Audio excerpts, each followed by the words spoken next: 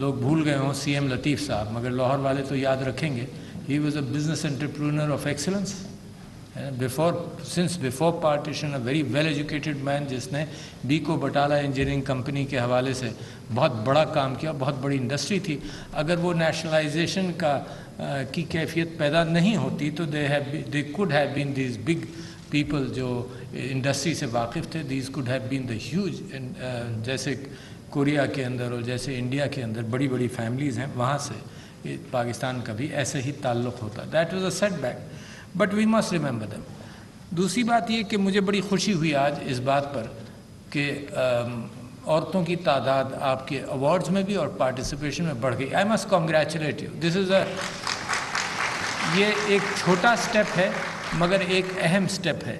کیوں چھوٹا سٹیپ اور اہم سٹیپ ہے؟ کیونکہ اگر پاکستان کی اور انڈیا کی آپ تاریخ دیکھیں تو اس حوالے سے قائد اعظم محمد علی جناح تقریباً ہر جگہ اس بات کا اظہار کرتے رہے کہ عورتیں ساتھ ہونی چاہیے. مجھے ایک واقعہ یاد ہے کہ ان کی جو شادی ہوئی وہ مریم ڈنشا سے ہوئی. مریم نام رکھا گیا اور وہ ایک لکھنؤ کے اندر ایک مسلم لیگ کی گیدرنگ تھی جس میں ان کے ساتھ گئے اور ان کی گاڑی سے اتر کر، کیونکہ لوگ قائد اعظم سے بات کرنے لگے اور کچھ، تو ان کی گاڑی سے اتر کر وہ پنڈال میں گئیں تو ان کو روک لیا گیا. اور ان کو روک لیا گیا اور جب روکا تو واپس آئے. انہوں نے کہا جی مجھے اندر نہیں جانے دے رہے. تو آپ جو فادر آف یور نیشن نے اپنی جیب میں ہاتھ ڈالا اور اپنا کارڈ جو انویٹیشن کا تھا وہ اس کو دیا کہ you go in and I will follow. That is the kind of priority. Father of the nation نے اس چیز کو اس طرح سے ہینڈل کیا. اس کے بعد بھی آپ دیکھیے کہ محترمہ فاطمہ جناح ان کی کانسٹنٹ کمپینین رہیں. تو اور قائد اعظم اپنی تقریر کرتے رہے، بعض لوگوں کو کہتے رہے کہ جب تک عورت ساتھ چلے گی نہیں تو معاشرہ ملک ترقی نہیں کرتا. ظاہر ہے 51% پاپولیشن ہے تو عورت ساتھ چلے.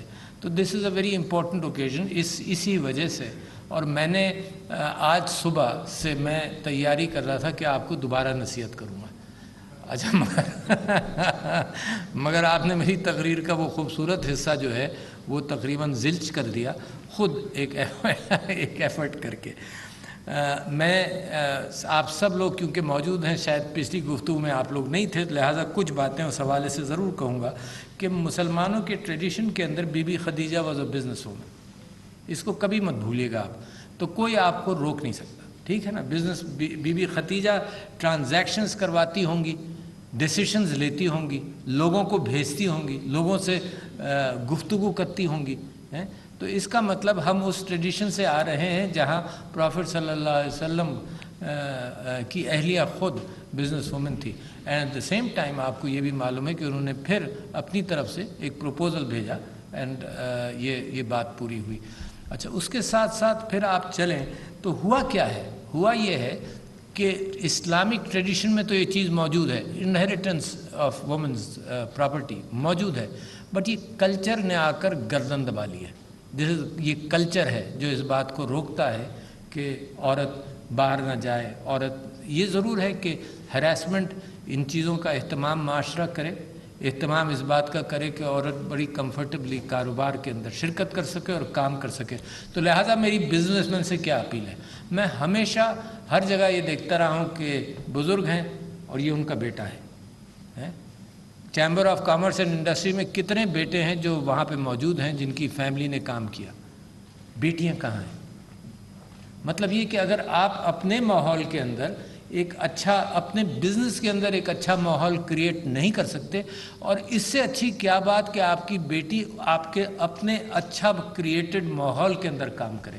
تو لہذا میں آپ لوگوں کو انکریج کرتا ہوں کہ اپنی بیٹیوں اور بہوؤں کو اپنے سیکیور انوائرمنٹ کے اندر ان کو لیڈرشپ دے کر آپ انوالو کریں. اور جو خواتین یہاں موجود ہیں، ہیٹس آف ٹو یو کہ ڈسپائٹ دیز پریشرز اس کے باوجود you have achieved achieved importance ہے ماشاء اللہ. آج جارڈن کی پرنسس سارہ زید دوپہر کو میرے ساتھ لنچ پر موجود تھیں اور جن کنسرنز کے حوالے سے ہم عورتوں کی پوزیشن کا ذکر کر رہے ہیں اس میں آپ سمجھ جائیں کہ پاکستان کی پرائرٹیز کے اندر میل نیوٹریشن ہے، پاکستان کی پرائرٹیز میں سٹنٹنگ ہے، پاکستان کی پرائرٹیز میں امپاورمنٹ آف وومن ہے. اور امپاورمنٹ آف وومن صرف لفاظی ہے کہ معاشرے کے اندر جب آپ جائیں تو کہیں جی ہماری تو بیوی باس ہے، اس معاشرے میں بڑی عزت ہے. ان عزتوں کے ساتھ یہ وربل اپریسیشن ہے چیزوں کا، مگر جب ریالٹی آتی ہے ڈسٹریبیوشن آف پراپرٹی کے اعتبار سے تو ہم اسلامی وراثت کے اصولوں کو بھی نہیں اب چلاتے. باقی سارے کام آپ اسلام پر ہم سے کروا لیجئے، تقریریں کروا لیجئے، ساری باتیں کروا لیجئے، but as far as inheritance is concern وہاں پر جا کر جناب دیر آر ریجنز جہاں 99% پراپرٹی ڈسٹریبیوشن نہیں ہوتا. عورت امپاور کیسے ہوگی جب اس کو فائنینشلی امپاور نہیں کریں گے؟ عورت معاشرے کے اندر آپ کے ساتھ چلنے والا حصہ کب بنے گی؟ انلیس یو یہ صرف زبانی کہتے رہیں کہ جی ہم بڑی عزت کرتے ہیں، یہ کرتے ہیں، دیٹ از فائن، کریں، بہت ضروری ہے معاشرے کے اندر عزت کریں، مگر یہ بھی بہت ضروری ہے کہ اس کو فائنینشلی امپاور کریں.